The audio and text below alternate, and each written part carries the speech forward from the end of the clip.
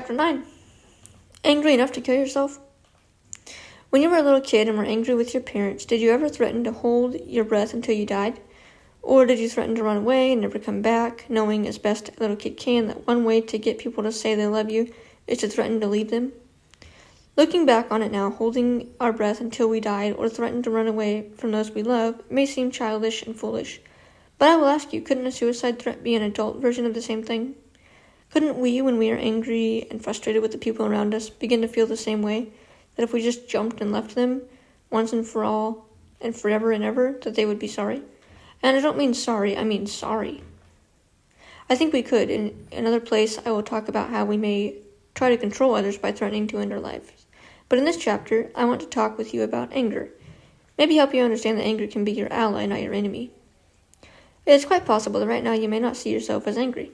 You may be perturbed, pessimistic, bitter, annoyed, aggravated, irritated, or as one client told me, I'm too depressed to be angry. Anger takes many forms and has many names, but by any name, the effect of anger can be harmful to us, especially if we turn our anger on ourselves. Therefore, it is important to know about our anger, its source, what it does to us, and how it affects the way we think and feel. Maybe you have never thought of yourself as an angry person. Maybe you can say, I never get mad, but my guess is that if you can say this of yourself, you may not be in touch with what is troubling you. It is even possible that you may not even know what is making you angry. Or if you do know, you may be ignoring or minimizing or playing down those obstacles and roadblocks or people that stand between you and your dreams. Since we learned how to express our anger at an early age, maybe it was not okay to get mad in your family. Over the years, I have met many people who said, we were not permitted to lose our temper at home. It just wasn't allowed. If this was your situation as a child, then maybe you are out of touch with your anger. Like many others, maybe you do not even realize how angry you are. And since suicide is often an angry act generated out of frustration and burning resentment, it is, I think, important that you come to grips with the possibility that you may be mad enough to kill yourself. Ask yourself this, is any part of my wish to die because I am frustrated with the way things are going? If your answer is yes, then you may be a lot more angry than you think. So let's talk about anger. Of all the emotions, anger is maybe the least complicated. It is part of our biological makeup and a necessary part of living. Unless everything goes smoothly for you every single day and you never break so much as a shoelace, then you must experience frustration. And if you experience frustration, then you must experience anger, even though you may call it something else. Here's what happens inside us when we become frustrated and begin to feel anger. Our hearts beat faster, our blood pressure rises, sugar is released into our bloodstream, our muscles tense, and our bodies get ready for physical combat. Biologically, we are prepared to deal with some pain or threat or fear, and though we may try to stop a rush of anger, there isn't really much we can do to override the reaction, or at least it seems that way.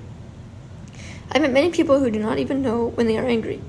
They say they are upset, or they say they are down, or they say they would just as soon be left alone. Even though they are experiencing a strong emotion, and you can see it by the way the veins in their necks bulge, or their faces turn red, or they clench their fists or jaws, they will smile and say, no, of course I'm not angry. I'm just fine. They may be denying their anger or simply don't know what to call it. It doesn't matter much for our purposes right now, except to illustrate that many angry people don't know what's going on inside them, or if they do, they attempt to deny the feeling. How you come to know your anger has a lot to do with the way you were raised. In some families, expressions of anger are simply not permitted. In others, anger is not only permitted but encouraged. In families where anger is understood as natural and therefore accepted and channeled into healthy communication, anger is not an enemy. Where children are raised to fear their anger as if it were some kind of raging beast that once released would run amok and kill everything in sight, anger can become an enemy. To experience anger in such a family is to be taught that your angry feelings don't exist, or, if they do, something must be wrong with you. Over the years, I have met many people who thought feeling angry was the same thing as being crazy. When they were extremely angry, they often felt they were about to lose control and maybe do something terrible and awful. Not infrequently, what they thought to do was to hurt themselves. Anger and culture. If you look to your society for guidance about the meaning of anger and how it should be expressed, things may get suddenly confused. It is okay for a football player to get angry in a game and try to kill the guy on the other's team, but it is not okay for the fans to do this to the visiting fans. It is okay for our heroes on TV to punch, gouge, knife, and shoot just about anyone who deserves it. It is not okay for those of us watching the show to do this to equally deserving bad guys we know. Our governments preach peace, but if we get angry enough, we launch retaliatory, quote, airstrikes and drop huge bombs on those who are frustrating us. You might even say that too many of our leaders teach peace but practice vengeance. For what it is worth, I think there is something crazy going on here. What I think is crazy is that many of us are convinced that once we become angry, we have to do something aggressive.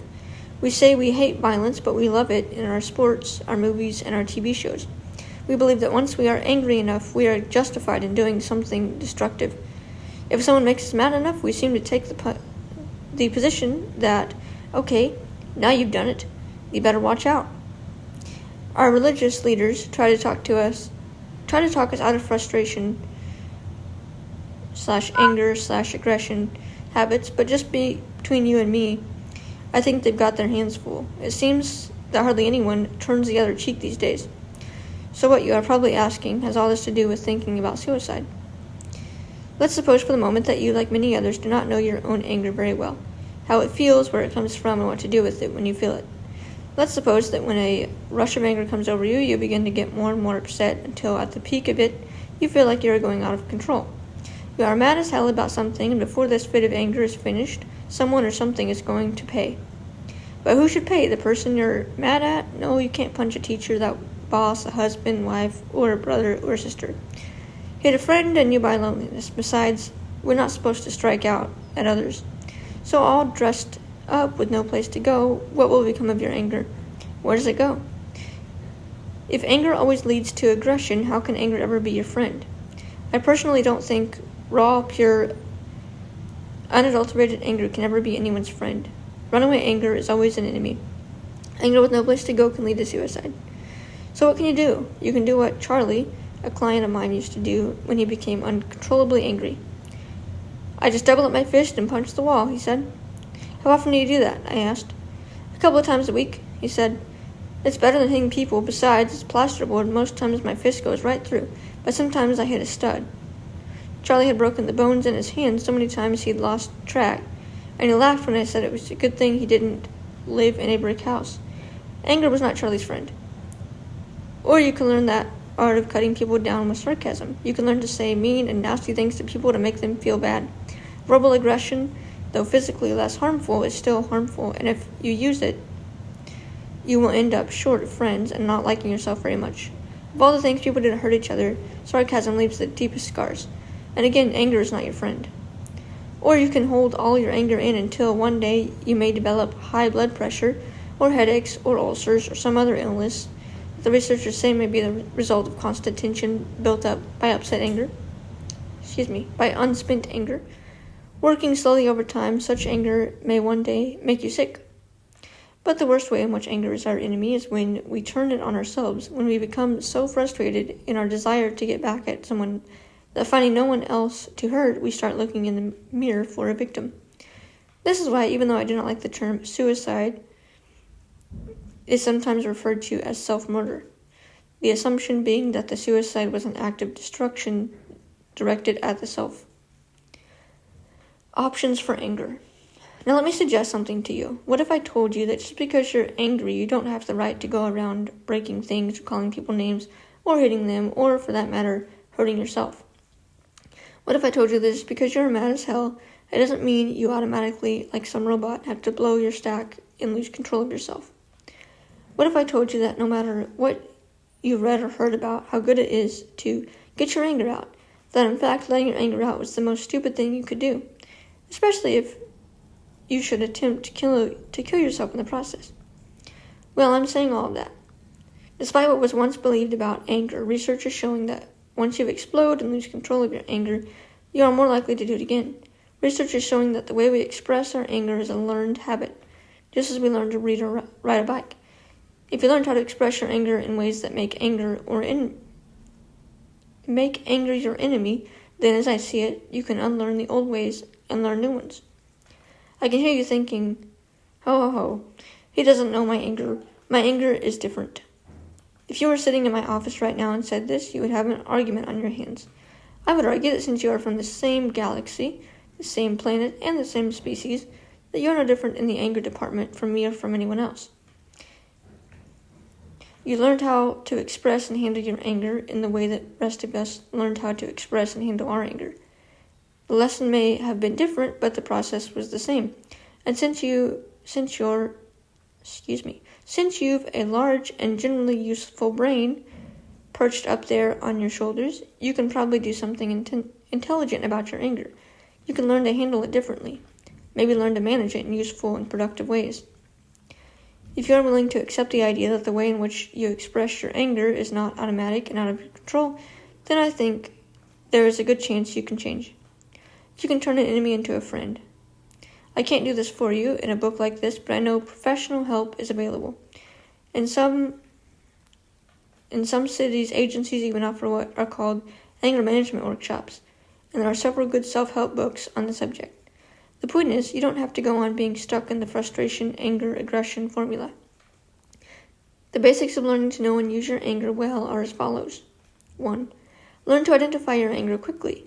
If you feel a sudden bit of tension or a flush come into your face, or you find yourself clenching your jaws or thinking, damn, that makes me mad, then say to yourself, this is the first sign of anger. I know you. Step 2. Next, say to yourself, think. When we are angry, our brains switch off and our glands run the show. Given where anger can sometimes go, this is just plain stupid. When you have a runaway freight train, you don't tell the engineer to kindly leave the train. No, you ask him to stay on board and try to get the brakes working. Thinking is to anger what brakes are to a runaway train. Step 3. Now ask yourself why you are feeling angry. Try to identify just who or what is making you bristle. Ask yourself, am I frightened? Am I threatened? Has someone just said something to hurt me? How am I being frustrated? Answer to these questions will help you enormously because you at least begin to understand whence your anger arises. And it will lead you to the next question. 4. What is it I want, and what will I do with all this power? Anger is a powerful emotion, and when you are feeling it, you are feeling strong. What you should ask, can I do with all this power and strength? How can I direct it to benefit me and those around me? Admittedly, this is the tough part of knowing how to use our anger and requires the greatest creativity. Pretending that nothing is wrong, or exploding, or turning the anger inward against yourself produces nothing and benefits no one, least of all the angry person. What we need when we become angry is to set a goal, something to aim for. We need to know what is making us angry and what, in the short and the long run, we want to change.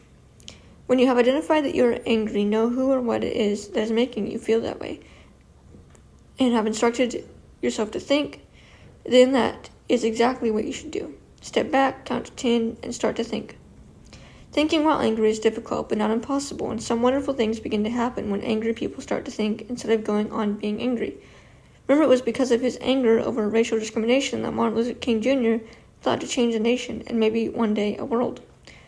Martin Luther King Jr. did not lose his temper. No, he knew his anger.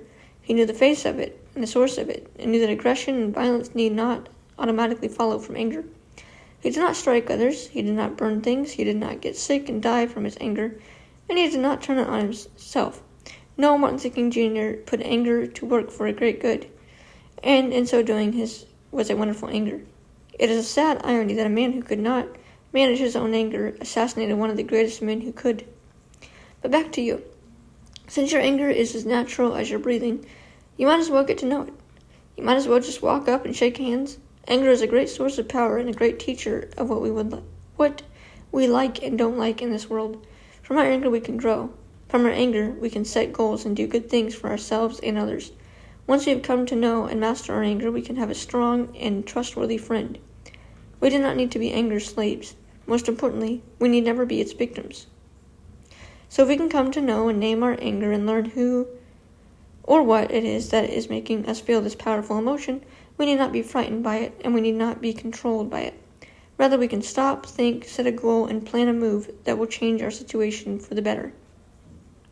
Please remember, to be angry is natural. To be angry at ourselves and others is normal. But to be so angry at another that you turn this awesome aggressive power on yourself is neither natural nor normal. It is rather an expression of the formula that frustration leads to anger, leads to aggression. And if you are not careful and smarter than the average bear, you may become a victim of it. So before you kill yourself to, quote, show someone just how mad you are at them, consider that, should you succeed, your suicide will have created nothing, contributed nothing, and changed nothing. True, you will have made a statement about how angry you were, but ask yourself, do I have to say it this way? I hope not. Cheek button.